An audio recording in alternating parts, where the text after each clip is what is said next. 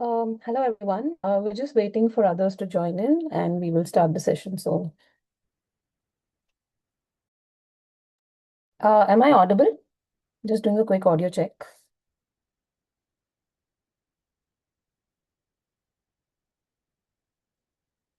Hello. Okay, thank you. Thanks, Deepika. Thanks, Pratima.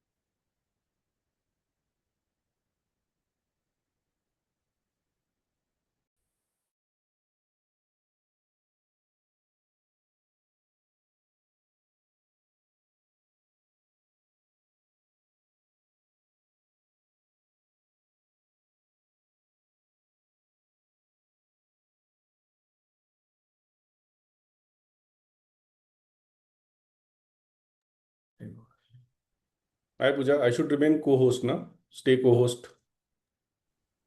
Nitish, I'll make you the host. Okay.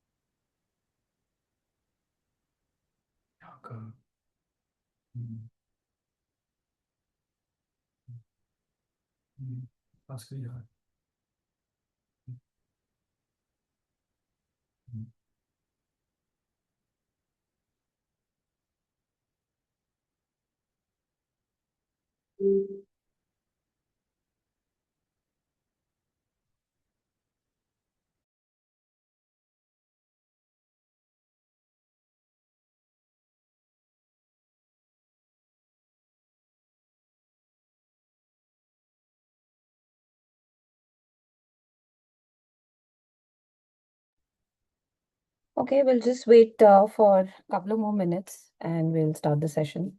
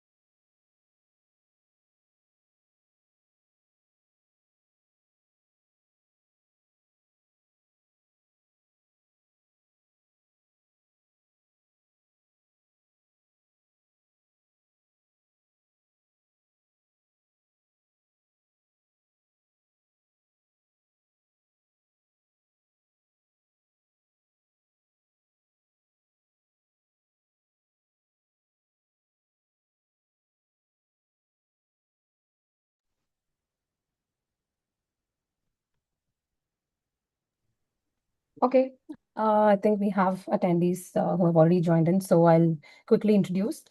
Okay, so a very good morning to each and everyone who has joined this session today. We're really glad you could join us. As you all are aware, in today's session, we will deep dive into fundamentals of India-specific full truckload zero-based costing, the why, what, and the how. Just setting a little bit of context before we deep dive into this. So freight costs is something every organization manages closely, but one important question often gets missed, and that is if we're actually building those costs on the right base, or are we just negotiating on existing assumptions? In Indian road logistics, freight economics are usually shaped by constantly changing factors, as we all know, like utilization, distance, and vehicle placement. So today's session is all about understanding what truly drives FTL costs and how organizations like yours can move from assumption-based benchmarking to more transparent data-backed cost models. In this webinar, we'll also explore how to rebuild freight costs from first principles and bring greater clarity into freight decision making. So to lead this discussion, we have Nitish Rai, who is the founder and CEO of FreightFox. Nitish works closely with enterprise manufacturers and logistics teams on freight visibility and cost discipline. And he will today bring a very practical on-ground perspective on how economics actually work in the Indian market. With that, let's get started. Nitish, over to you. Sure. So, good morning, everyone, and thanks, Pooja, for the wonderful start and the context. Today, I'll take you through some of the practical, and those who have attended the earlier webinars, they know that we will be going through a practical case and very grounded understanding of the subject. And I think today's subject is a very interesting subject because am I paying the right freight is a very big question in all of our minds. And then how to leverage it in various formats is what something we will learn today. And today's session is also very interesting in the in from the perspective that you will see a blend of AI application as well into what I'm going to take you through. So before I start the session, and 18th happened to be a very interesting day actually. 18th February 1930 is a day when Tom basically astronomer discovered Pluto actually. So let us see that what we discovered today differently from our own perspectives, which is there. So let's start, and we will keep the interaction at the end. Feel free to note down as many questions as you have so that we can take it up at the end. So before we start, I would request for a very quick input. Input is required in order to align basically so that we keep on talking about which is there. So I would request if all of you can participate in this starting poll, it will give us a context. The question is that how do you primarily, in your own respective roles, actually used zero-based costing or ZBC in the procurement process? So let's see. Please participate, and we will see a collective wisdom also, and also understand when while we are going through the session.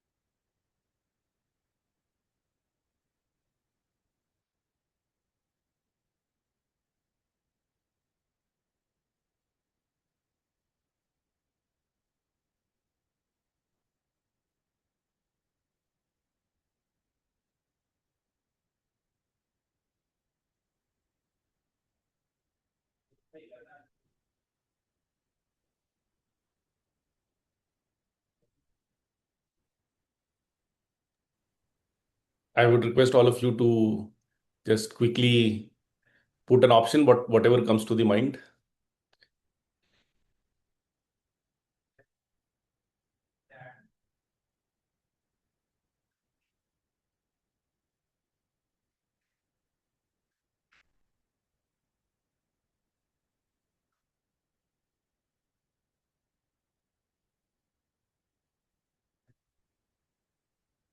Recording in progress.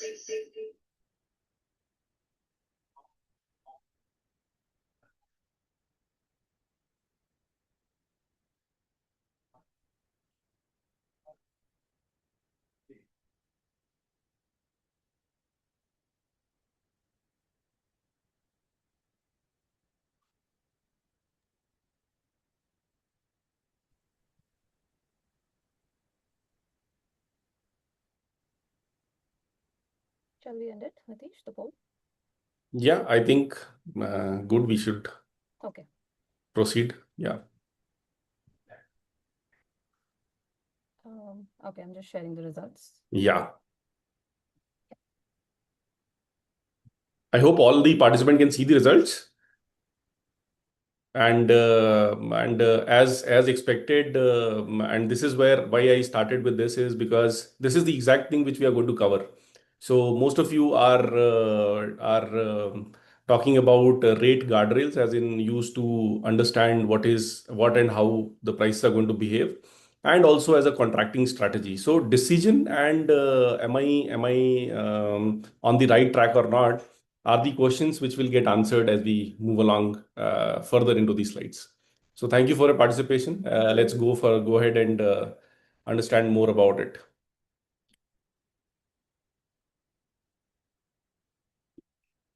Sure. So let's start the session, and you would be probably surprised that why a ZBC session has to have a weapon to start with, actually. So there's a context to it, and before I dive down into the ZBC, why it is important to have a very right calibration of the real environment. It is this machinery which you are seeing in the front of you is a live example of it. During the Cold War era, the US basically developed M247 self-propelled anti-aircraft gun. Now, what they did was all the engineers basically did a lot of testing in the simulated environment. They never got into the field, understood the practicality of it. The result was this project lost almost $1.8 billion and was not able to even chase down their own missiles. So, why I wanted to start off with this is that we all would be doing a lot of exercises which might be theoretical in nature, but when the rubber meets the road, and ZBC is one of the things where we must test the resilience of the model. So whatever model we are working with, whatever type we are working with, is very important to test it out. So that was context to start with. Another very important part is that ZBC, the zero-based costing, as we say, it is not a one-size-fits-all phenomenon, not a one factor fits all as well. All of you would be aware of the blind man and the elephant theory, that whatever part we touch or we feel, we believe that that's the entire elephant which is there.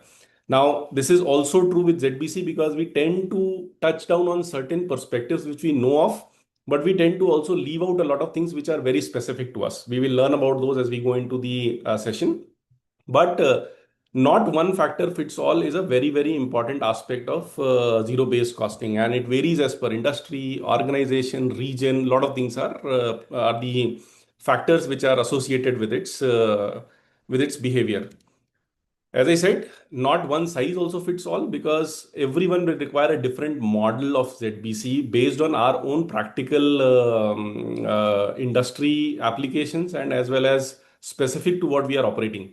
So a ZBC for a truck for Amazon versus ACC cement can't be the same. They are going to be very, very different approaches to it. So that's another thing which is there. So no one size fits all, not one factor fits all. Please keep that in mind as we go along into the session.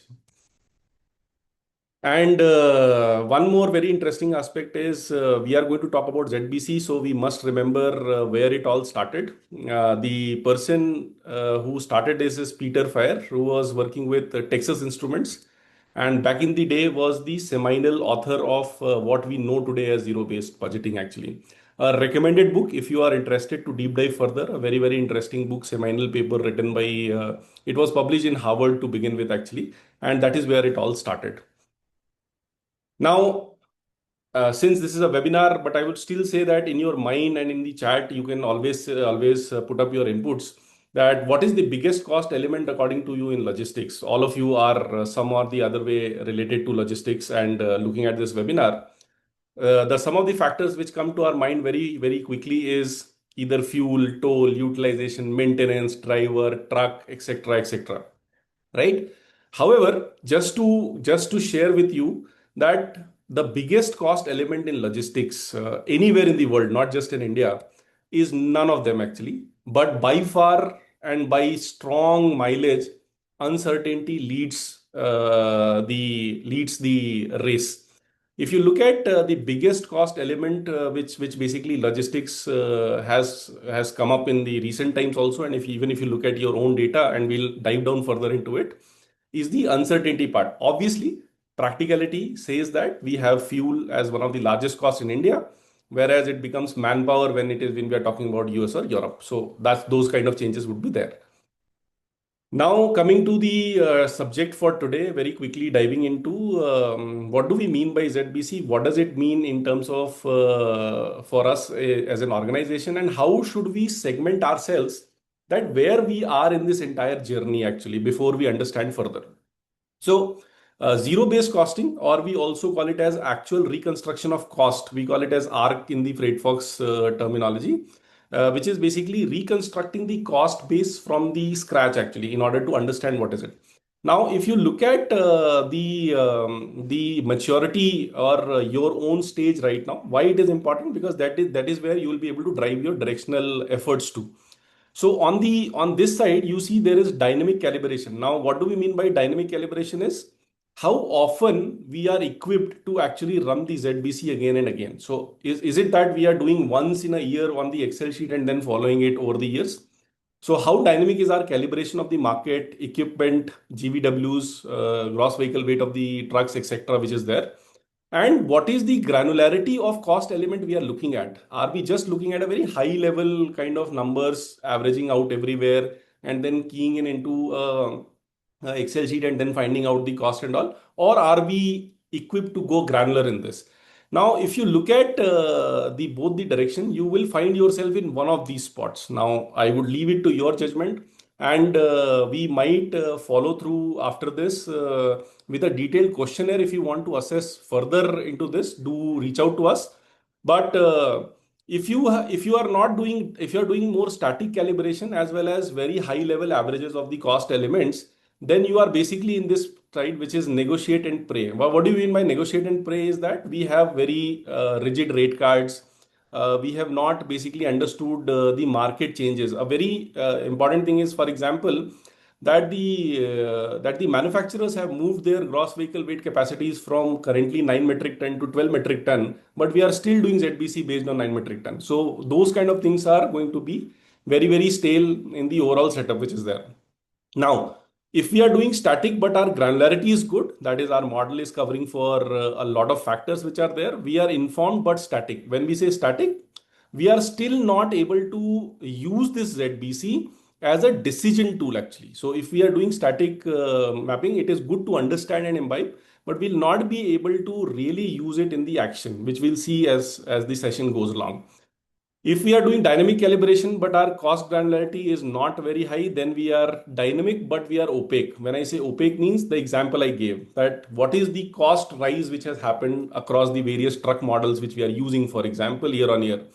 How granular we are able to assess the toll rises which is happening in our network or the routes in our networks. So all these become part and parcel of when we are doing dynamic calibration, but we are not getting into the granularity of it. The real ZBC is when we have developed or achieved a maturity where we are able to run this, I would say, even at a daily basis and still recalibrate our network and our cost very clearly. That is where is the aspirational state, which is the true ZBC for the procurement and decision analysis, which is there. Now, why do we keep it this in mind is because we might be in one of the places right now, but our aim should be that what would it take to actually drift ourselves to the best in class for the ZBC practice, especially relating to the FTL transportation, which we are talking about. The maturity journey is said that we move from market rate negotiation to cost reconstruction, decomposition, dynamic pricing, and true ZBC. Now, we may or may not use it today, but this basically gives you a aspirational state, progressive state where we should be aiming for in our journey. Now let's look at a very interesting aspect that what are the key pillars of zero-based cost when we look at in the enterprise perspective. Now, when we look at today's conversations and you would connect to it, that we all want that we have to do a zero-based costing for the trucking at the organizational level. Now, there it could be true that we want to do it at the organizational level, but there is nothing called zero-based costing for an organization for a FTL trucking actually. So what we do is we get to the next level that we have to deconstruct this network, organizational network into origin destination levels. So origin destination level FTL zero based costing becomes the logical step to it. But is it even logical? because if we have to aggregate this, we must actually have OD plus vehicle type, origin destination vehicle type level understanding. Then only we'll be able to construct at the OD level, and then only we'll be able to construct at the organization level. So the construct which is required is origin destination vehicle type level. Now from here also, we need to further break it down into origin, destination, vehicle type and transport partner level, because each transport partner networks their engineers their network differently. So every transporter will have a balancing aspect, backhauling aspect, lot of things, utilization in the network, which are very, very different. Therefore, it also impacts your zero-based costing structure. So that is where we say origin, destination, vehicle type, transport partner level. If we are able to deconstruct breakdown, that is the great thing to do actually. And finally, the most small, I would say the smallest molecule which is there, which we need to understand, is the truck finally, because it is the truck which is carrying the load and running for a transport partner on a origin destination. All such trucks basically together constitute your cost base or the cost pyramid which is there. And that is where this is the series and this is the construction which we have to follow. The truck level ZBC basically is the decision unit, which we call it, and at an organization level we call it as the decision package which is there, right? So if you understand it, it start to reach the enterprise level understanding or the organization level understanding, we have to start with the truck. So we have, let's say, 20,000 trucks which are running in our origin destination networks by various transport partners. How that piles up to the next level, next level and next level, to give you a very clear view of what my ZBC structure should look like.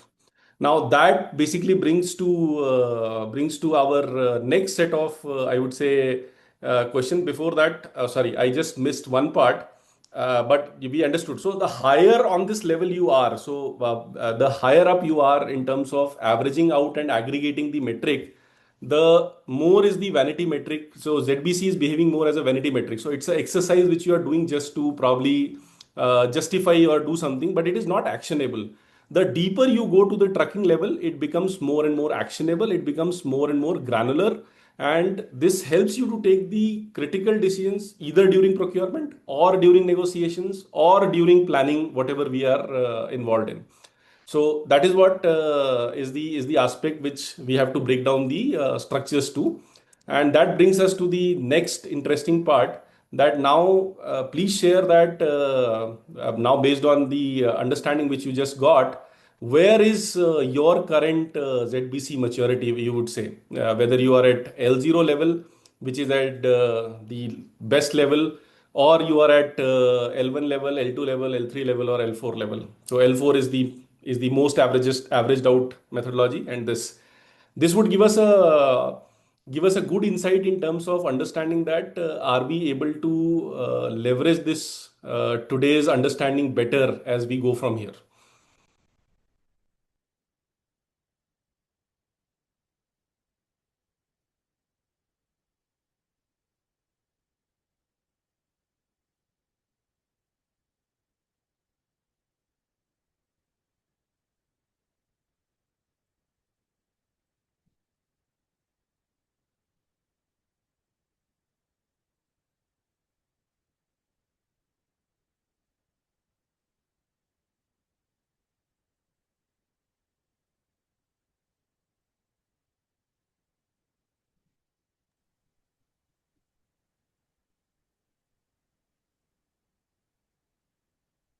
Can everyone please participate in the poll? I think we have more than 40 participants and we just got about 25 responses.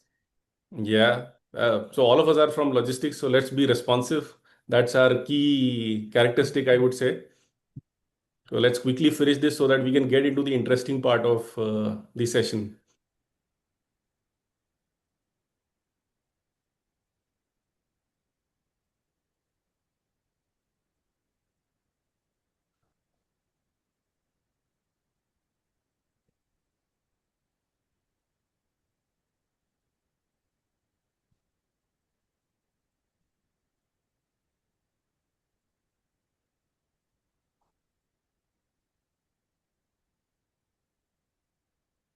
Okay, we'll, I think, wait for another 10-15 seconds, maybe.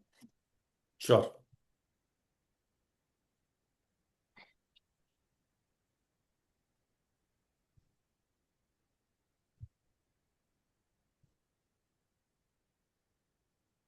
Okay, I think we have 31 responses. I'm just ending the poll.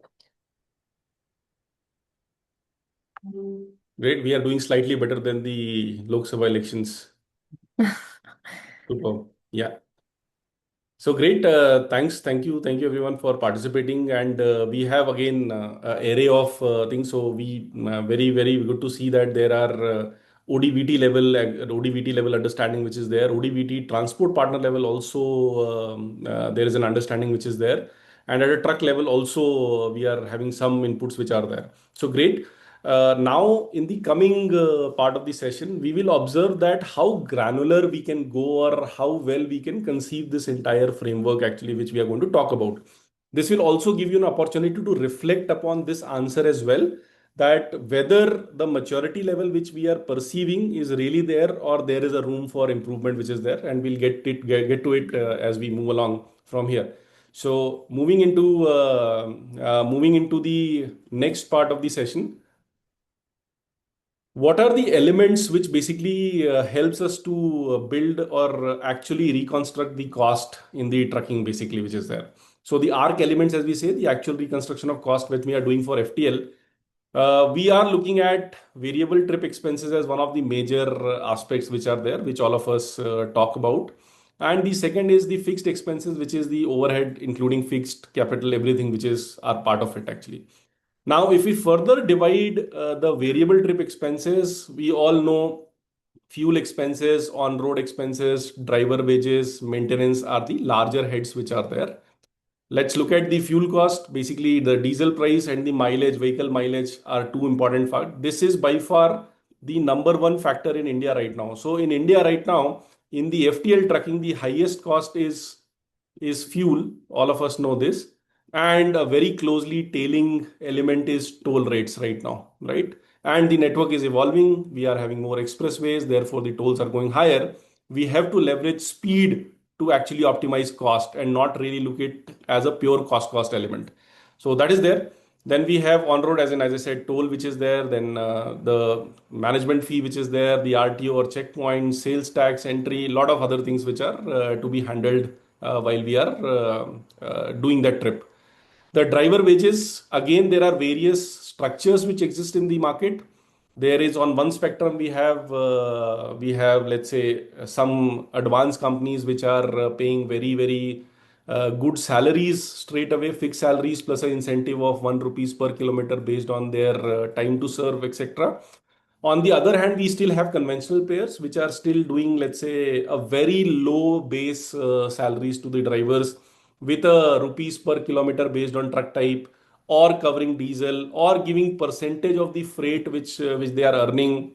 So there are various models which exist in the driver wages, but this is a very important and critical element which is there in the overall cost space of trucking. Maintenance, we all know, breakdown, repair, routine services, all those become part and parcel of the maintenance part of it. So this constitutes the variable trip expenses whenever we are doing it. And the same trip when we are doing, there are fixed expenses which are also need to be looked upon on the same trip, which are classified into two major categories. Now, remember, I'll just classify this framework further, but keep this in mind that the fixed expenses are distance specific overhead costs, and they could be time specific overhead costs actually. When we say distance specific overhead cost, it is basically lubricants, spares, tires, which basically the more number of kilometers the truck runs, the more cost is incurred basically as a result of it, which is there. But they need to be put up and then they need to be amortized over the longer utilization. And that is why it is on this side of segment. When we look at the time specific overheads which are there, it is basically depreciation, interest, tax, insurance, all those fitness, etc. part and parcel of that, the documentation part of it. Both these trees basically constitute the overall structure of the FTL freight, and we see that how they plug in into the granularity as well. And this is where the segmentation comes in. So if you look at if we want to actually get into the segmentation of the elements which we just saw, we have static elements, we have dynamic elements in the cost, and we have internal, which is organization specific, and then external, which are market driven factors. Now, all of these constitutes a lot of push and pull in terms of getting to the cost which you are looking at. And we'll see a practical example further down the session. But for example, which is very internal to the organization and static in nature, our examples are truck cost oblique EMI, driver salary, insurance, maintenance, etc. If you look at which is static in nature but external or market driven is regulatory, for example, road tax, national permits, etc. So, for example, the government bringing in a regulation that 15-year or older trucks will have, or sorry, 10 years or older truck will have a higher registration charges and all become a lot of something which is market dependent factors actually. Availability of a particular type of truck, availability of a particular industry catchment becomes that part of it. Similarly, when we look at dynamic and internal or specific to the organization, fleet utilization, route efficiency, empty running, these are all the aspects of network balancing or how well a transport partner is able to engineer its network based on the loads which are available. And therefore, it also completely vibrates the ZBC structure when we look at it actually. And finally, the market or external factors which are dynamic in nature is fuel, toll, seasonality, availability, detentions which are there. We will see the impact of all of these on the cost as well.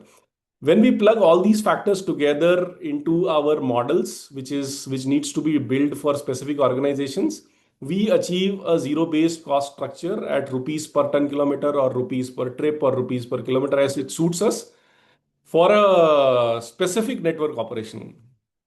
Remember my words, specific network operation is very important because the factors which are there are not common. It may not happen that you take a sheet from one organization, one industry, and then use it for a different industry and still the results will be consistent. They might be close, may not be close, but they'll not be consistent actually. And that is where we need to look at all these factors broken down really well. Coming to for the largest question which is there usually is the fuel consumption, and I have taken an example of a 32 feet multi axle truck which is a 25 metric ton GVW capacity. What you see here, I have taken a practical example that when you look at the age of the truck in a network, let's say it is newest truck with 1 or 2 or 3 months age, all the way till 14 years, 15 years of truck. But let's say the median sample which we are looking at is between about 3 years to about 9 years or 2 years to about 8.5 years, which is there. And the truck shows a varying tendency of fuel consumption, which is there. And this is all driven by very core models. So if you look at the actual mileages which are there for this kind of a truck type, it is from 3.74 rupees per, 3.74 kilometers per liter to about 3.87 kilometers per liter. There is an outlier tail, but we not don't consider outliers. So this is the range which is there. Now the thing could be this truck could be loaded with let's say a volumetric load or something. Therefore, the sample is showing a better fuel consumption, whereas somebody would have a higher load, so it is showing a lower fuel consumption, loadability. There are a lot of aspects. But if you look at it, why I am showing it is when we say doing ZBC at a truck level, which is basically origin destination origin destination TS transport partner and the truck level. This is what I meant. So if you have a truck, for example, which is MH12 RT5240, for example, what is the fuel consumption that truck has in the trips which it has done for you in your network? Example, now the same truck MH12 RT5240 traveling from Pune to Mumbai and Mumbai to Pune would have a different fuel consumption in the same category. Why? Because we are going downhill and uphill. So if we are doing ZBC for Pune Mumbai route, now whether we are moving from Pune to Mumbai or Mumbai to Pune, the ZBC structure changes because of the input which is there. So I'm talking about going to that granularity, which is very, very important, that which truck, what network, which transport partner, what terrain is actually getting to this. Now, this is where the story starts to emerge. I have taken this example and extended it further for our understanding. So let us understand the fuel consumption, and here is where we have developed the models which basically are powered by the huge data set which is there. And I am just showing you, let's say, the fuel consumption. I hope my screen is switched, just confirming, right? Yes, it So, is. to all the participants, what you see here is what we did was we used the AI models, base AI model like Claude, for example, here in order to simulate that if we have a very large data set of fuel consumption which is available, and we want to understand that if the truck age, and so this is for 32 feet multi axle, What you see here is a spectrum of the fuel density or the fuel mileage which can come. Now let me show you something. Let's say I have a truck which is of 3 years of age and my average loadability is at 94%, for example. Now you will be able to see that with that we are at 3.85 kilometers per liter and 50th percentile as a fleet average, for example. Now this is what is the granularity I was meaning when I said that we have to go to the truck level understanding. Now, why it varies? The same age, the truck age being the same. If we, let's say, get the loadability to, let's say, 64%, for example, let's say it's a volumetric load, see the change in the estimated fuel consumption which comes in. We are moving to 81st or the better percentiles which are there. Now, this spectrum for our volume to weight ratio, for our kind of product fitment and our terrain, what is going to be this fuel consumption is very, very important. So this model needs to be very, very clear actually when we are evaluating the ZBC as the first input, because fuel is the largest cost which is there, right? So I just wanted to demonstrate this model. This is a brief model and we have the modeling done for almost all the trucks. So I wanted to demonstrate it for 32 feet multi-axle specifically. So here we can now, let's say I keep the loadability at the same 81%, and let's say I move the truck age to let's say compare, if it is 3 years of age, 3.92. The moment we try to look at the shift which is happening, if we go to 11 years, it becomes 3.81. Now these are the differentials which will also tell you that although we may feel that an older truck has a EMI free kind of a thing which we generally perceive while doing the negotiations, the vice versa is not true, because it is consuming more fuel, it is running lower number of kilometers, which we will also demonstrate it to you, therefore ultimately hitting your cost levels which are adverse actually, which are there in the long run. We may or may not realize it on the face of it actually, which is there. So this model I just wanted to take you through. Now getting back to the slides, we will, yeah, so this is an important aspect where again, when I said the granularity is important, is you can see here what's happening. I'll just pause this a little bit. What you see on the x-axis is the truck numbers which are placed in my network. So all the unique truck numbers which basically carried my freight in the last year entirely. And then what's the average running which they are observing per day. Now, this is not a theoretical running per se. This is a practical running of that particular truck per day. You can observe that every truck exhibits a very different characteristic, even operating on the similar lanes, right? So with these characteristics, what we get to is what is the average expected running variance per day which we are getting. And here is what the very interesting outcome which comes in now. You can see the x-axis here is the age of the truck and y-axis is the average or the kilometer running per day. You can see as the truck age increases, we observe very clearly that we are having a clear fall in the kilometers it can do per day, right? Now this becomes a very interesting aspect club to the earlier part which I was stating, that a truck which is older not only consumes higher fuel which is there, but it also results into lower utilization. Therefore, it's a double whammy when it comes to the ZBC architecture or the way you construct the model basically which is there. Similarly, when we look at the combination of yeah, so if you look at similarly the Bharat stage configuration, it's the other way around. So the Bharat stage 2 to 6 truck will show a better utilization characteristic, and you'll see outliers are there. There might be trucks which are well maintained and giving good, but then we are talking about the larger sample or law of large numbers which are there. So how that varies basically, which is important. So as the age increases, you are expecting a lower utilization. As we have Bharat stage 4 to 6 transition, we are expecting a better utilization, generally exhibited by a large data of trucks which are operating in the networks actually. Remember, why it is important is that India's average truck age has reached about 9 to 10 years right now. Now, this is significant milestone, because if we do not construct and understand our ZBC architecture really well, we might observe a very significant bump in our networks in the freight rates in the coming time, because the aging has reached a limit that it is showing the replenishment of the trucks which is happening is lower compared to what it should actually. So if you talk to me about 2022, the average age was about 7 years, and then 2026 we have reached about 9 to 10 years. So that is where we are heading to. That's why this becomes very, very critical to understand. Now that brings us to another milestone where we would like to understand from you on the aspect of what going to come in the next part of the session. So if we can bring the poll quickly. So if all of you, now you've seen the granularity, I have given you a glimpse of granularity which is there. If you look at your own architectures today, whether your platforms, whatever are you using in your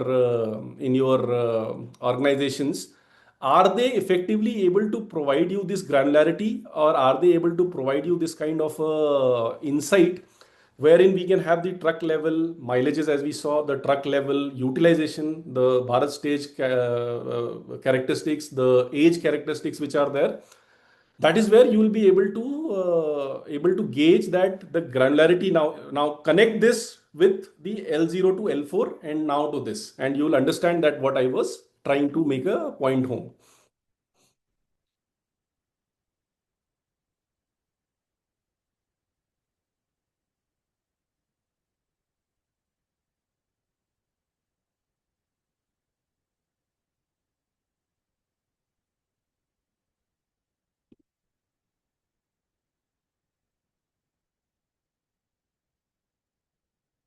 Great. I would request you to quickly do, because we have some more interesting things to cover quickly after this.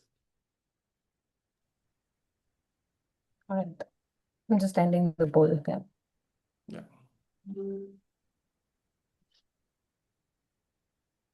Great. So as I said, that once when the rubber meets the road, and that is what the glimpse I tried to give you.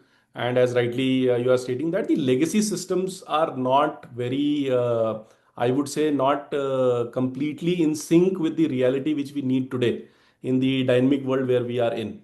So with that, let's move to the next part, which is basically now how to construct the ZBC in the real world actually, and for you actually. So I'll show you the model construct, then we'll go to the actual model as well for you to look at. If you look at, I have broken down into blocks for you to easily understand, and I would just get to the characteristic words. For example, the first block in the ZBC is the truck details which are there. Now, payload is an important characteristic. Don't take it as a static one, because just go and analyze with your own data that all the 32 feet multi-axles or any truck which you use in your network, just take the data of all the exact payloads. How it is done is, you have to understand the gross vehicle weight of at a truck number, unladen weight of a truck number, and the difference is the payload. You will observe at least 7% variance in the payload of the trucks itself. So that itself becomes a very, very interesting input for you to look at. Now, for this, if you want in detail, we have published a very interesting paper from FreightFox, which basically decodes the payload variance within the truck type. So you can ask for it. We will be happy to share it with you. Then number of tires is not going to be a changing phenomena. Cubic feet capacity, if you are someone who is shipping volumetric weight, very, very important for you to look at. Now, this data is the most tricky data to get, because you know that in India, there is no standard container sizes which are there. We can have 32 cross 8.5 cross 8.5 cross 9.5 cross 10.5, high cube, broad versions, lot of things are there. So this is a very discrete input which is important. Mileage is a very, very key input. You saw that even with the same truck type, the different age and loadability factors which we are shipping would change this. So this needs to be input. This input needs to come from the granular data, as I said. So that completes your truck detail block, which is there. Then comes the upfront investment, slightly easier, because here you have more or less the static inputs which are there. Vehicle cost, again, I would recommend, do take last 6 months of actual registration cost of trucks to actually input this data. This would require an effort, but this is worth actually, because you'll be able to understand that 32 feet multi-axles are getting registered at what price actually at what price, which is there. Now I might say 31 lakhs, somebody might get 29, 28. What's the weighted average? Are we getting more towards 28, more towards 31, 32? What is it actually? Then container body, registration, interest rates, tenure, down payment, depreciation, all these are more or less static factors. I will not go into a lot of details, because these factors are smaller but very well-known factors which do not change a lot per se from the market situations. The third block is the fixed expenses. Again, very, very important because we need to understand the insurance, tax, permit, fitness, all these are okay. The driver expenses is important. The modeling the driver expenses is extremely important because either the driver is on a fixed plus incentive, is it on a percentage of freight which is there in our kind of industry and truck type which you are operating. What is the propensity of transport partners to structure it upon? Those things are important here. Rest all is again static input. In the variable expenses, very important is the pricing. So which city you're operating from, you must have the exact data every day morning of what is the diesel prices which are there. Now, interestingly, this has not been a problem so far because the diesel rates are stable. But remember, we also saw the times of 22-23 when it was very, very, every morning it used to be a nightmare. Now, the same time may or may come, may not come, but we should be aware and we should be ready for that. Toll rates again need to be input which is actual input. I recommend that you must have for your own network, we must have the toll data of every origin destination vehicle type exactly. When we do that, it is also important that we should have the data on the main junction. So all of you should know that the India's toll rate or the tariff act basically changes the toll rates across the toll plazas in India either in the month of April or in the month of August. Expressways will have a different cycle, but that's the general cycle which is there. So you should know that now is the time that you should know what's my toll rates, and when the April comes, what are the changes in the toll rates which has happened in my network at the granularity of origin destination vehicle type level. What is the change in the toll which we are observing and what's the overall impact on the freight rate is very, very important phenomena to look at. Similarly, RTO, these are the running expenses, maintenance, cost per tire, and the tire per kilometer. These could be inputs which are very, very, could be subjective depending on, for example, you're in steel industry, hauling heavy freight. This might be something else. For let's say automotive or FMCG industry, this might be a little better. But these needs to input, these needs to go as an input again at a very, very specific industry and operational level, which is there. And the lane attribute. Now, this is the very, very important phenomena which I see most of us ignoring, which is the most important aspect in when we are doing the ZBC. You must know at a origin destination vehicle type level that what's the lane distance, which is still the data which is available.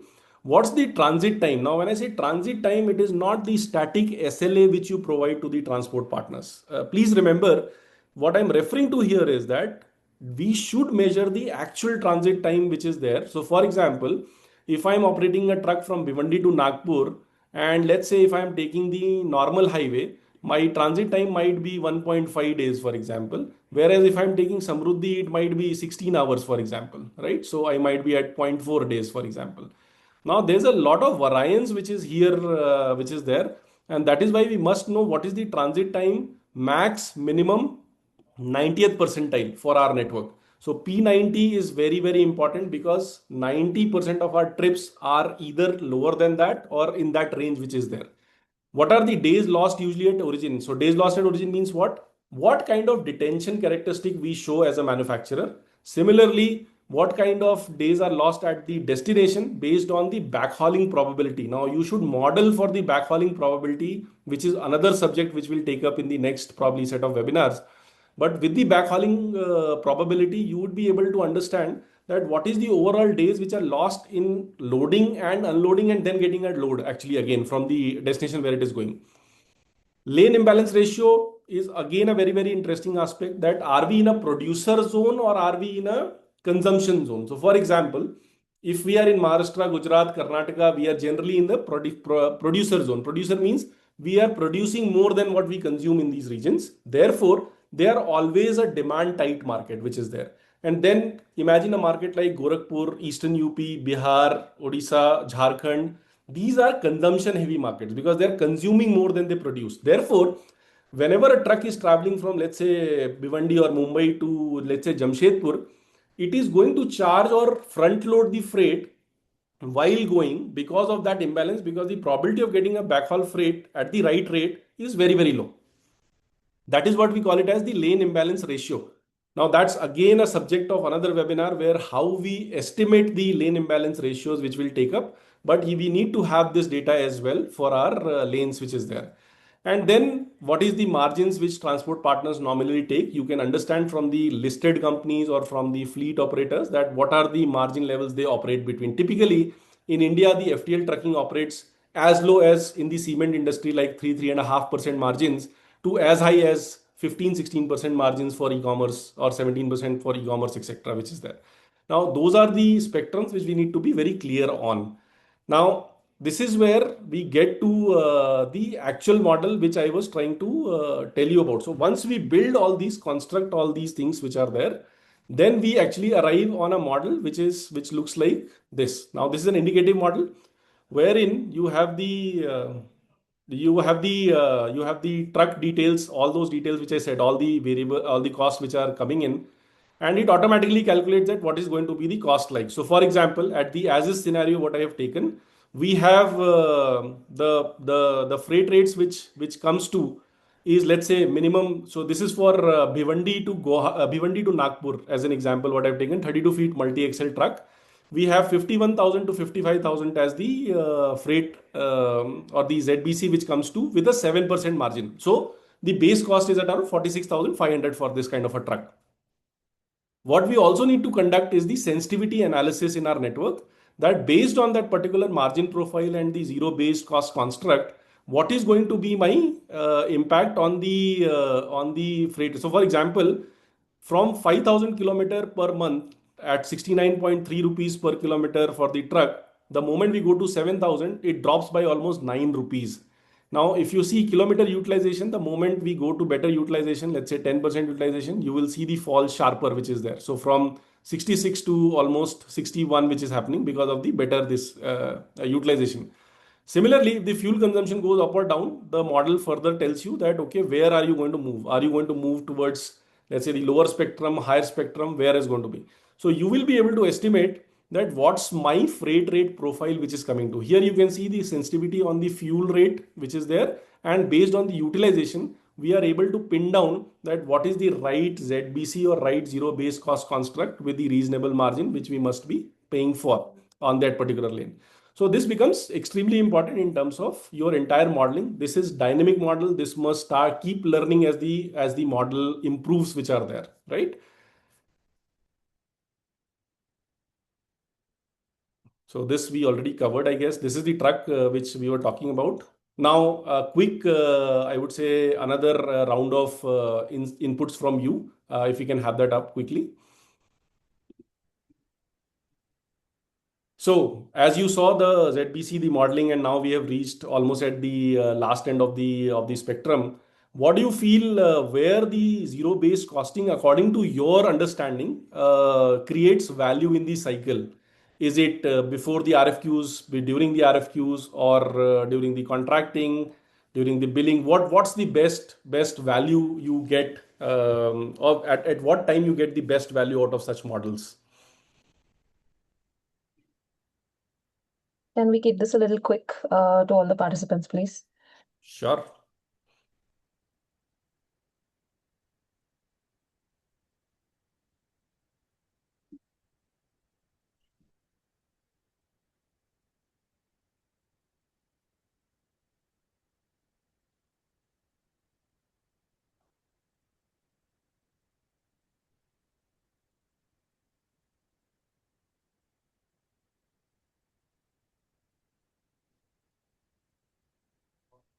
Okay, I'm just ending the poll. Sure. Correct. Great. So again, a very, very interesting aspect of how organizations perceive. See, all of us can see that some of us feel that before RFQ, during negotiations, but there's a spectrum of it. That means why I wanted to do this was to tell you that we might think that it is giving a value in some point for us, but if you look at the industry examples, the value can be created out of ZBC at every stage which is there. Whether we understand it or not, whether we are able to leverage it or not, is an important aspect which is there, right? So we'll get to the next part of it very, very quickly. Now here is a practical example of what I calculated on the model, what you saw. And now I'm comparing the zero-based cost results with the actual rates between Bhiwandi and Nagpur for 32 feet multi-axle.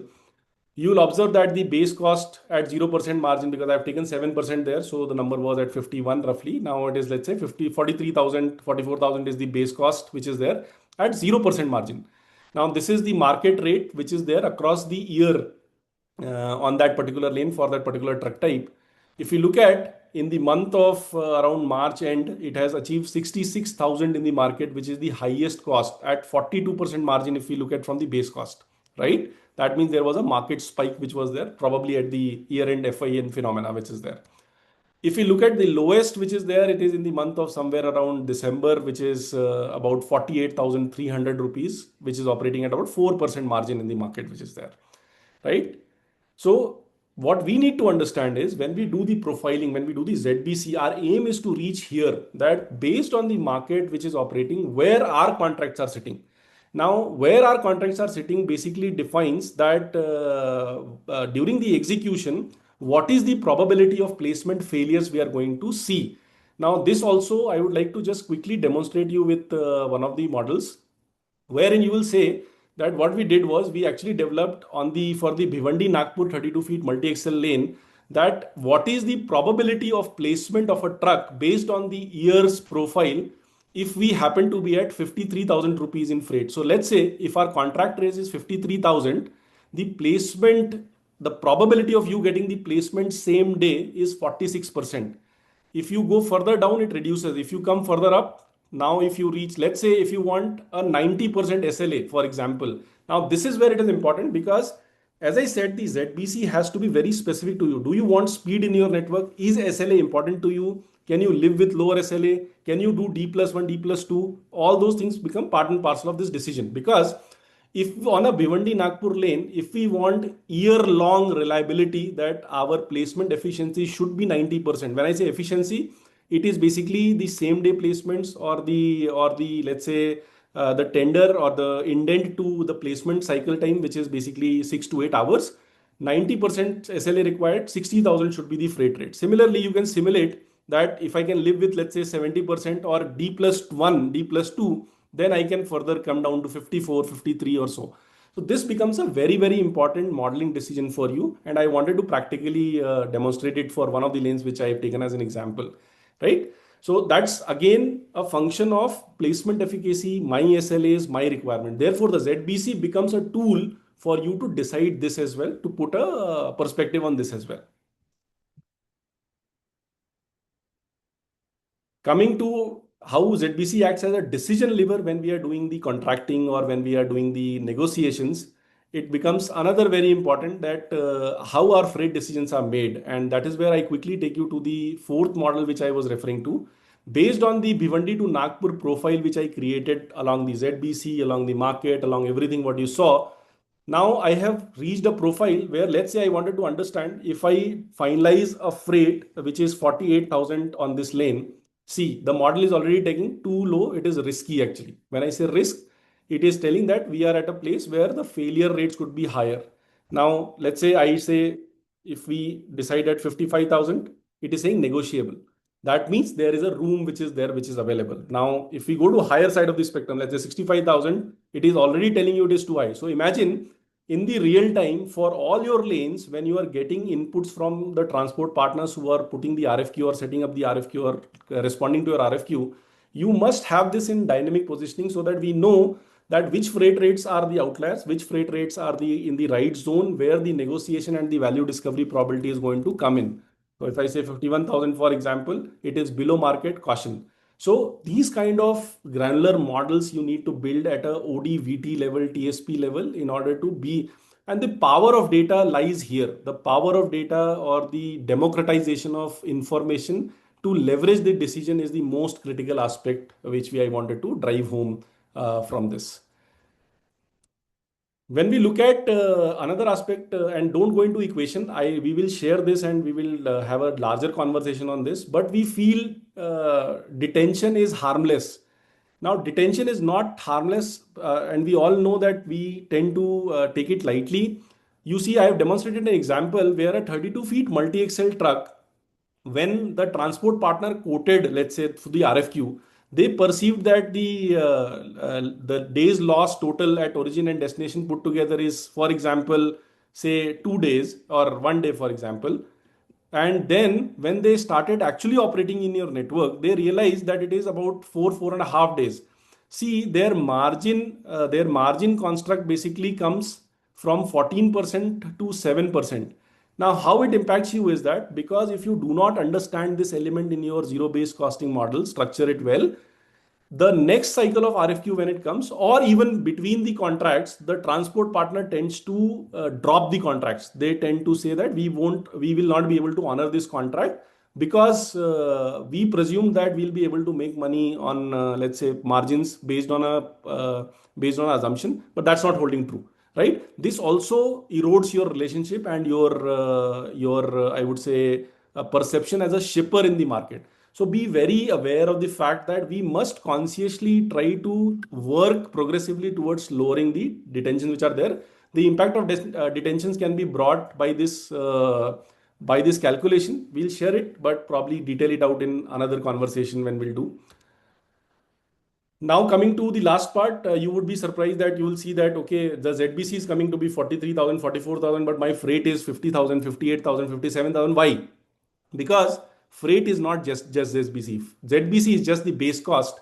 Once the base costs are decided, we get to the detention perception. As I said, what is the detention perception in the market for you as a company? It's very important because freight rate varies, they layer up because of it.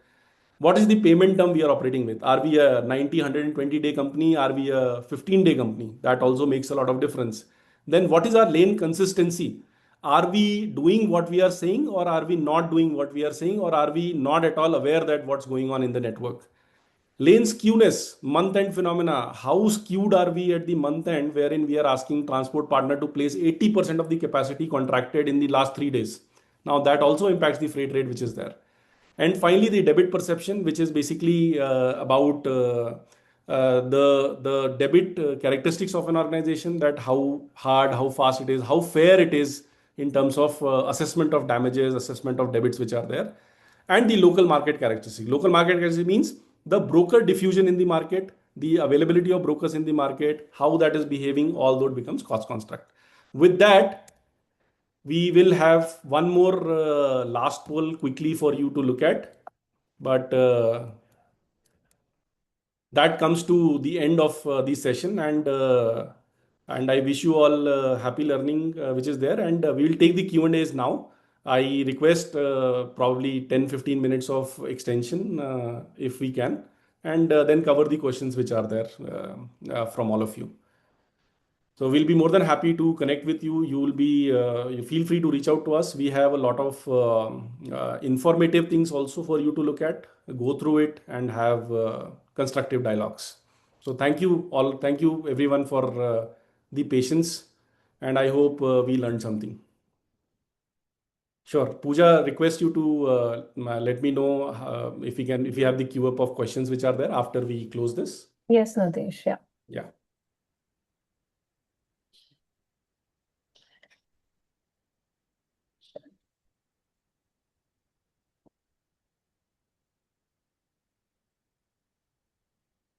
Okay. So I think we have 23 responses so far. We'll just take another 10 seconds if anyone wants to answer this poll before we end it. Sure.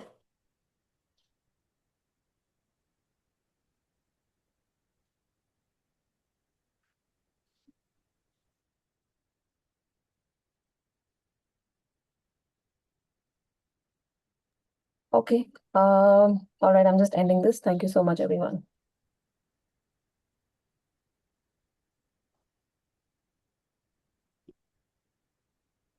Yes. So Nitish, there are some of them who have raised their hands. I'm just going to allow them to talk one after the other. Sure. Yeah. Sure. Yes, Mahesh, you can ask your question right now. You can just unmute yourself, Mahesh. Yeah. Hi, Mahesh. You can unmute yourself and ask the question. Yeah. Go ahead. Can you hear us, Mahesh? Yeah. Hello. Yeah. Hi, Mahesh. Yeah, hi. So yes, as you know, this in today's market, if you're considering the India market especially, the most of the vehicles has to be on the beyond 10 years, 15 years are the old. Okay, so considering the budgetary platform, now the EV comes in a picture, the CNG comes in a picture, but still we are been paying as comparing the diesel price. Okay, so how you we can be in bifurcate in between the prices between the mileage on the CNG, EV, and the diesels, and when this will be get implemented in really in the today's market. Sure. So, very interesting question, Mahesh. So, when we do the ZBC, it is done on the two principles actually. One is what you saw as the market availability of the larger vehicle types which are there, or we what we actually are operating. So, ZBC is about our original operation which is there. So, for example, if you have alternate energy vehicles in the network, for example, CNG, CBG, LNG, or EV vehicles which are there, they would have their diesel, CNG, CBG, LNG would have a very similar structuring which is there. The mileages and the other aspects will change, which are more static inputs which are there. They would have more or less similar structuring which is there. Whereas EVs requires a very different approach to the ZBC actually right now. The reason is the EV costs are very high. Even if you look at the last mile or the heavy duty electric trucking, the capex are very high. Therefore, the ZBC need to looked upon from a more amortized view in the EV space specifically as of now. But as we use, we need to get to the reality to understand that what part of our network is now mature to transition from conventional diesel to, let's say, alternate energy vehicles which are there. And if we do that transition, how our ZBC construct changes needs to be looked upon in that practicality actually. Thank you. Okay, thank you, Mahesh.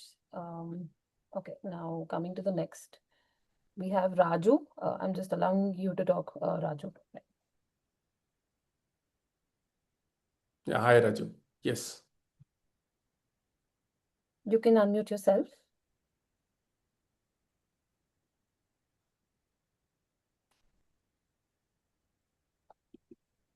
Hi, Raju. Can you hear us? Okay.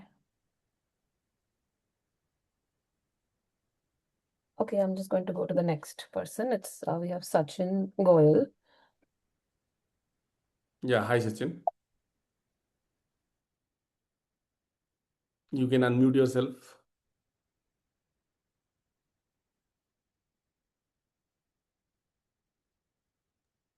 Sachin, hi, you can unmute yourself and ask the question.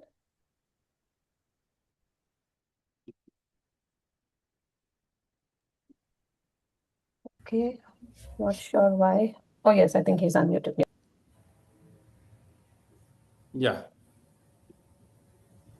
Yeah, Sachin, go ahead. Sachin, can you hear us? Okay, he's muted himself again. No. Okay. Okay, next one will be Ankit. Hi Nitish, Hi, am I Ankit. audible? Go ahead. Yes, yes. Could you please introduce yourself, Ankit, before you ask the question? Yeah, so I am basically founder at Infinity Hall. We are basically into the network optimization domain, wherein we convert the lane-based movements into networked operations. So I have spoken with Nitish earlier as well. So Nitish, first of all, thanks a lot for giving a different perspective to see the ZPC, and that too, what we have heard so far as the BS Bharat states are concerned, everybody used to curse it. The vehicles are getting more expensive, but you have given a different, dimension to it, like vis-a-vis the fuel efficiency are concerned. So thanks a lot for that. So my question was regarding the uncertainty part of it. So as you have rightly mentioned in the very initial part of your webinar, that uncertainty is one of the things which are not being taken care because they are not tangibly visible. Correct. So what weightage would you give to the entire, what weightage would you give to the uncertainty as far as the entire cost is concerned?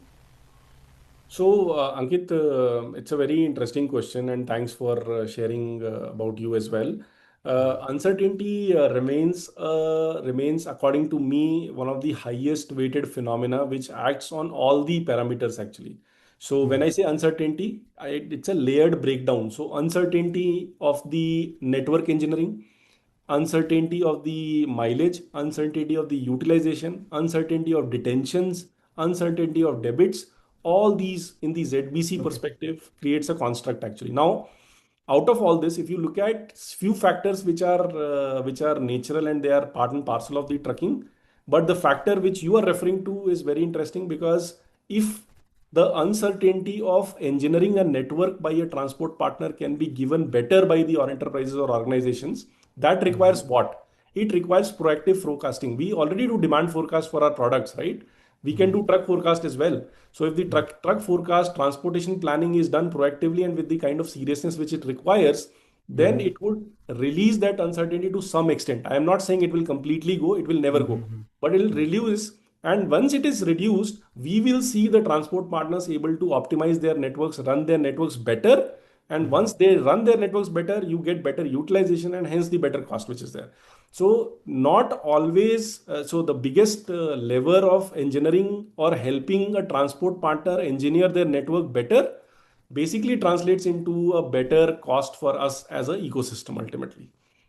So over here, like the transport partners, what you are referring to, are you referring to the 3PLs or to the small transporters which operates in silos, like they operates in certain lanes only? Because if we ask them ki, like whether you will be going to this location or that location, so they will have n number of apprehensions because they might not be getting the load for the backhaul or a connected load. So all these apprehensions are there, but for a 3PL it is much more easier to manage as far as the network Correct. efficiencies are concerned. Correct. Correct. It is easier. So there's a spectrum to it. A fleet Hmm. owner will find it most challenging. A 3PL Hmm. is the most Hmm. is at a most sweet spot to do that. Exactly, You're right. exactly, exactly. Fine, Nitish. Thanks a lot, Nitish, for Thank you. this webinar. Thank you. Thank you. Okay, thanks, Ankit. Then we have Jihan. Hi, Jihan. Please unmute yourself and introduce yourself before you ask the question. Hi, Jian. Hello, good afternoon, and thank you so much for this. So I represent two companies. One is a trucking company called JFK, and one is the road safety app called Humsafar. Nitish, I think fundamentally, I mean, I understand you're doing this for clients, but I think what is needed for the hour, and I'm pretty sure 99% of truckers don't know their own cost, right? And so, unfortunately, and that's the reason why they go bankrupt, and that's the reason why they're in debt cycles and and all in a mess. I think your solution's very perfect for probably addressing, and so many times, like even in my own business, I would say, even though we're so focused on understanding minute details and costs, etc., the biggest thing is a lot of freight, as in, I would say, customers of ours or shippers, they really don't care about the zero-based costing in any sense when they negotiate. For them, whichever idiot is stupid enough to, reduce the pricing for whatever reason, they take advantage of that. So there's no real rationale as to why Hyderabad to Mumbai has to be 40,000 just because somebody is giving it at 40. So that's the reason why we are giving. Now the real cost is 50,000, but koi de raha hai to le lo, luto. Correct. And Correct. there's always some new startup bakra, who will have some funding or some or the other reason to reduce pricing and take that business, which we've seen before happen in the ecosystem. I think what is the need of the hour is how do you proliferate this information and create some sort of baseline for even for initial trucking companies. So my first question is, do you offer this solution for trucking companies? And whether you're a 5 fleet owner or a 500 fleet owner, I think fundamentally this would be a very big eye opener for most of them. And then what we would probably see is, the people then understanding the real cost of their assets, real cost of overall thing. But I really hope you're offering that to these guys first. because that's the real pain point. Otherwise, rate कम करने के लिए तो everybody is waiting only. तो there's a but hopefully that once the truckers get to know the real cost, they can do that. That was my first one, and I have one more question, but if you could just Yeah. answer that. Yeah. Sure. So, Jian, very, very critical point which you come across, and sitting on this side of the table, also, I can tell you that that was the precise reason. If you saw one of the models which I demonstrated, is that let anyone say that whatever is the freight in the market, but you know, based on the data, based on the reality, that the probability of placement or the placement failure which is going to happen, or the risk which is going to be on the SLA, is visible to you. Now, even with that, if you want to take a bet that, okay, let's say even if he places one truck, two trucks, or whatever on that lower rate, is one attitude which is there.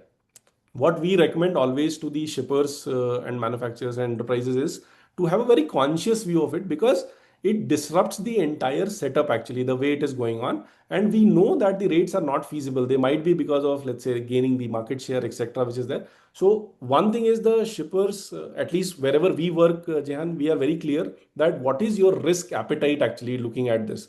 So even in the negotiation, although they agree or they may give it the order, they know that it is going to fail. So that is very, very, very clear actually.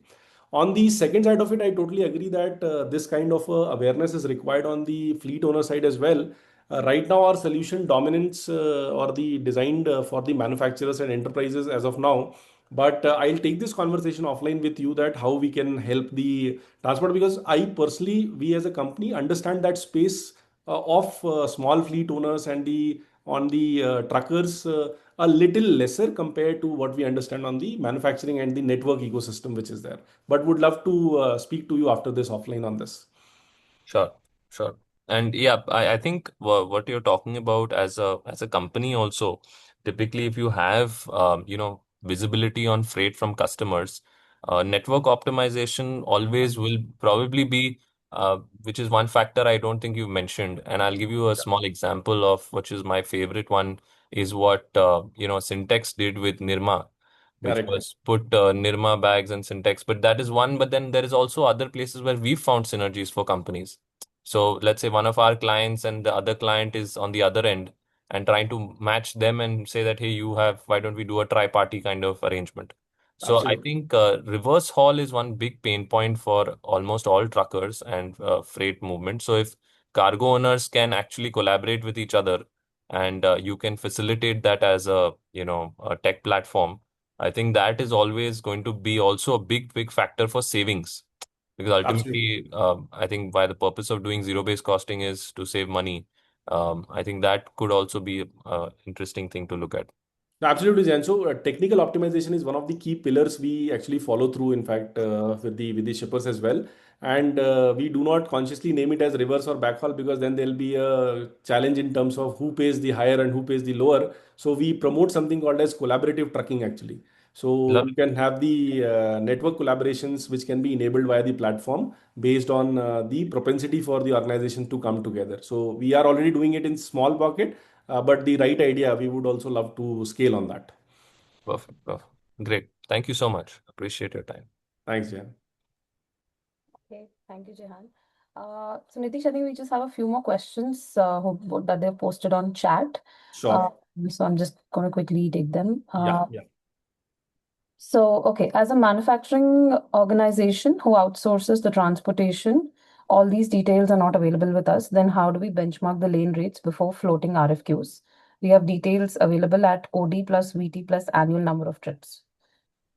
So short answer is that's why we are there. But then that's what I explained, that we need to sit together along with your team, along with your partners, go out in the market, have this data. Now the information is not a challenge. I guess that is democratized with the era we are living in. All we need to do is to model and structure it based on our requirements, based on our operations really well. So I would say that starting, you may or may not have this information, but today, if you look at the webinar, go back, look at the recording, try to extract these things, try to build and construct your own model, and you will get some headway into it. And we are always there to help you out in any form and shape you want to. In fact, we will share this recording would be available to you. And if you have any specific question regarding the model or the information, we would be happy to assist you as well and give you a direction there. Okay. How can ZBC control hidden logistics costs like empty miles and detention charges?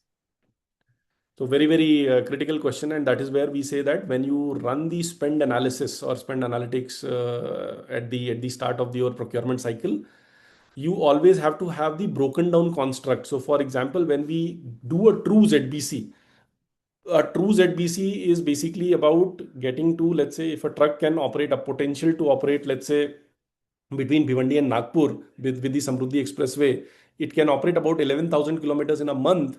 But because it is operating in my network, wherein the loading reported to loading itself takes about a day's time or a 2 days time, and then in Nagpur, my warehouse is not emptying it for 3 days, then I know that I eaten away 5 days out of it. Therefore, the utilization is going to come from 11,000 to about 7,000 kilometers. So market ZBC is at 11,000. My ZBC takes a hit because of my own characteristics which are there. So we must investigate this very clearly at a ODVT level, that what's the utilization hit we are taking because of our own internal problems. What is the utilization hit we are observing because of the market problems which are there? Let's say going to Guwahati and the truck is going to get stuck. I can't do anything about it. Even if I empty it in 2 hours, it doesn't matter because they will not get a backhaul load immediately, right? So we should clearly know that what are the deconstructed compartments which are there, and how those compartments are going to be controlled either by us or by the market. So whatever is in the market, leave it to the market right now. Whatever is in our control, we should try to minimize and reset our ZBC accordingly, which is there. Right. Why is distance specific overhead cost different from maintenance cost? So distance or specific overhead cost includes some of the other elements also. It shows the presentation shown some of the elements, but I'll tell you a few more things which are there. For example, if I have a traffic manager which is operating on a branch office along with a team of two, and they are able to do, let's say, operate a truck fleet of say 10 trucks which are doing, let's say, 50,000 kilometers, then that also becomes my distance specific overhead. So it is beyond maintenance. So distance specific overhead cost is not just maintenance. Maintenance is one part of it, which is their variable part, but then we have other overheads as well which are there in the trucking operation. That's what it takes care of. Okay. How are you getting actual rates? Is it your customer rates where you work, or is there a third party from where you get each lane rates? Sure. So, as FreightFox, we observe close to about, or we help organizations procure close to about $1 billion in contract freight procurement every year. So we collectively generate, I guess, one of the largest data in the market, anyways, when it comes to enterprise contracting and RFQs.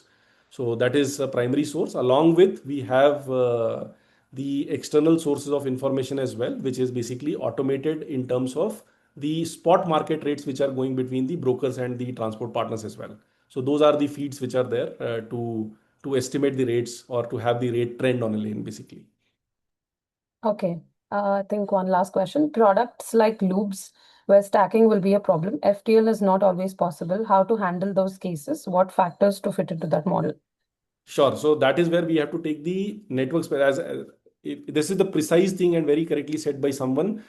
I don't know the name, but you very precisely pointed out what I was saying, that it is the network specific, product specific ZBC we have to get to, because if there's a lube and we can't stack it, then I need to take a loadability hit on the my ZBC actually. That if I had to ship something which can occupy the entire space, my ZBC would have been, let's say, 51,000, but because I can do only one level of stack, and still I'm assuming that one level of stack is not hitting the weight capability. If it is already hitting the weight capability of the truck, then the ZBC doesn't changes. If it is not hitting the ZBC because of just the stacking problem, then you have a adjusted ZBC for your network actually, which needs to be considered, that what hit would be there in terms of the cost if I'm not able to utilize because of the stacking, pure stacking issue I'm saying, not because I cannot stack because the truck capacity is completed, because then it's a different challenge which is there. Sure. I think we've covered all the questions, Nitish. Great.